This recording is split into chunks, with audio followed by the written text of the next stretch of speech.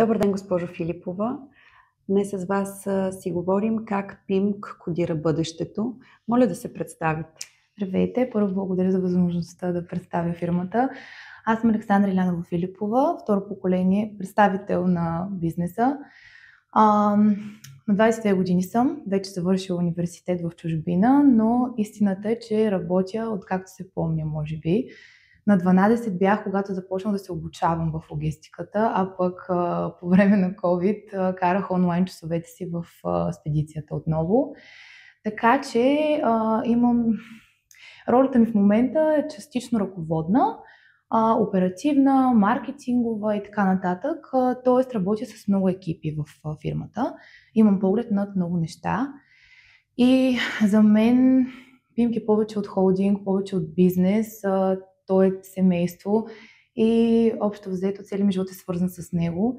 Така че мога само да съм благодарна за възможността днес да представя нашият успех пред вас. Каква е вашата визия за успех именно?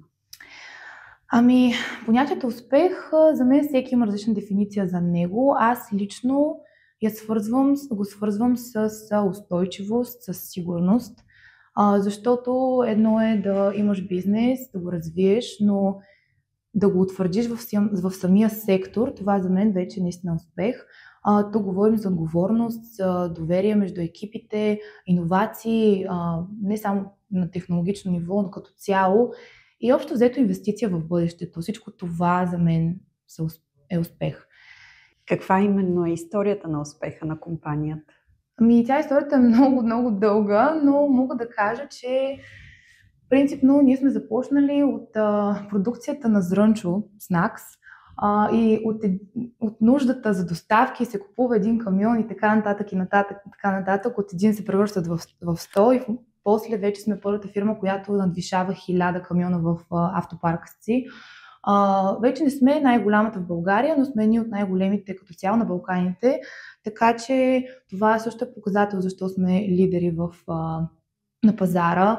Отделно имаме и ЖП транспорт, занимаваме се с интермодален транспорт, ЖП транспорт, работим и оперираме на първия частен терминал в България, така че много са нещата, в които сме първи. Можете ли да посочите и добри примери за социални политики, които повишават ефективността на служителите ви, за да постигате още по-големи успехи в компанията? Да, като цяло социалната ни политика бих казал, че в момента претърпява даже и промени към по-добро. Принципно винаги гледаме да сме сигурни да осигурим удобството на нашите служители, като започнем само от работната атмосфера, работим с модерни технологии, офисите ни са чисти, удобни, подредени и така нататък. Даваме ваучери за храна, но това не е толкова важно, колкото идеята, че винаги може и още. Поне за нас това е така, за мен това е така. И за мен лично е много, много важно един служител да се чувства добре на работа в работната атмосфера, защото това върви ръка за ръка с неговата продуктивност. А именно това ни трябва и на нас. Успявате ли успешно да внедрите младежи в компанията? Да, мога да кажа, гордо да заявя, че отговорът тук е да. Нещо, което мен много ме радва, ако трябва да бъда честна. Последно време особено доста млади кадри сме привлякли към логистиката специално, но сме отворени абсолютно навсякъде за млади хора. Работим с няколко пловдивски училища, които изпращат ученици тук при нас да карат своята практика. Те работят и в автосервизът, и в логистиката. Даже така се беше получило миналата година, ако не се лъжа. Имахме ученици даже и в IT отделите, застрахователния отдел и така нататък и така нататък. Та идеята ми е, че на един ученик, който на теория учи, когато дойде тук на практика и види какво е всъщност и то не къде да е във фирма, която работи на такива мащаби, за тях това е безумен принос и предимство като цяло, така че да, привличаме и много, много млади хора, които идват тук на обучение, остават после при нас, завършват гимназия и се връщат при нас, защото е познато, защото им е харесало. Какви са уменията и качествата, които цените най-много при тях? Лично аз смятам, че един млад човек, дори с потенциалът си, напълно самодостатъчен, но има една такава тема табу, приета, може би, в обществото, че един тинейджър, така да го наречем, е мързелив или пък не толкова ангажиран в работата.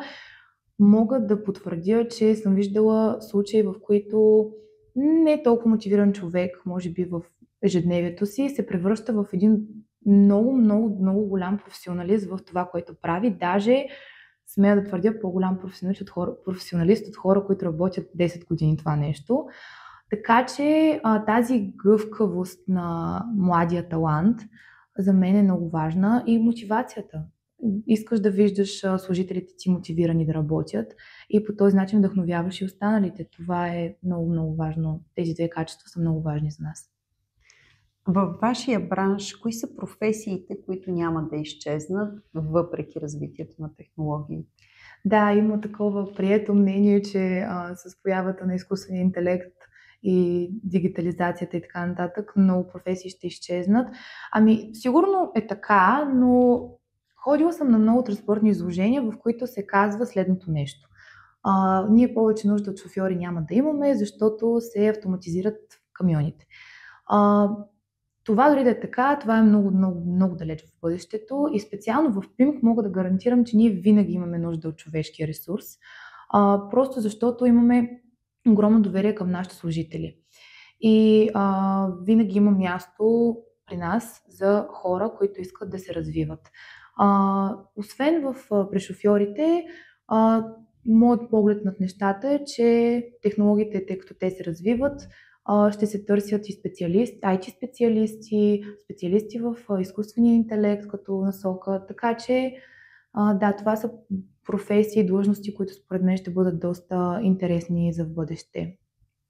А как виждате развитието на компанията в следващите 5 години, като реализирани проекти, като визия за технологичен напредък във всички сфери на холдинга и, разбира се, ESG политики, които предстоят да бъдат внедрени? Да, общо взето съм доста оптимистично настроена за бъдещето в ПИМК. Това е така, защото виждаме една градация, както казах, при нас последните няколко години, именно и привличането на младите хора. Това е страхотен показател за нашето развитие. Като проекти, не само в транспорта, виждам доста реализирани проекти. Ако трябва да говоря само в транспорта и логистиката, мога да кажа, че отново говорим за инвестиции не само в автопарка, като цяло модерни решения, технологии и така нататък. Надявам се да развием и нашите ЖП пътнически услуги, тъй като имаме такъв лиценз. Общо взето да градим нашата международна линия с клиентите, с екипите, с които работим вече, че и да привлечем нови. И в центъра на това нещо да стоят именно младите хора, защото те са двигателят на всичко, поне за мен. И те просто внасят една такава енергия, която мотивира, вдъхновява останалите и че и нас като ръководство. Така че доста оптимистично настроена съм за бъдещето. За ESG политиките, ние винаги се стремим да бъдем отговорни към околната среда, социално отговорни, с добро управление, защото просто това е предимство и пред конкуренцията, ако трябва да бъда честна, но и като цяло това е някаква формула даже за успех. Така че винаги се стремим да бъдем екологични, инвестираме в такива камиони на природен газ и не само по-модерни камиони, както казах, електрическите локомотиви. Много са примерите, но идеята ми е, че винаги сме инвестирали в това бъдеще и ще продължаваме да го правим. Много ви благодаря с представянето на вашите практики, визия и реални примери от бизнеса. Ние подкрепяме развитието на младежите като ценни кадри и бъдещи специалисти и се надяваме, че този разговор е още една крачка към по-добрата свързаност между бизнеса и младите хора, вдъхновявайки ги да вярват, че успехът е постижим, когато има посока, подкрепа и устойчиви ценности, като във вашата компания. Много благодаря.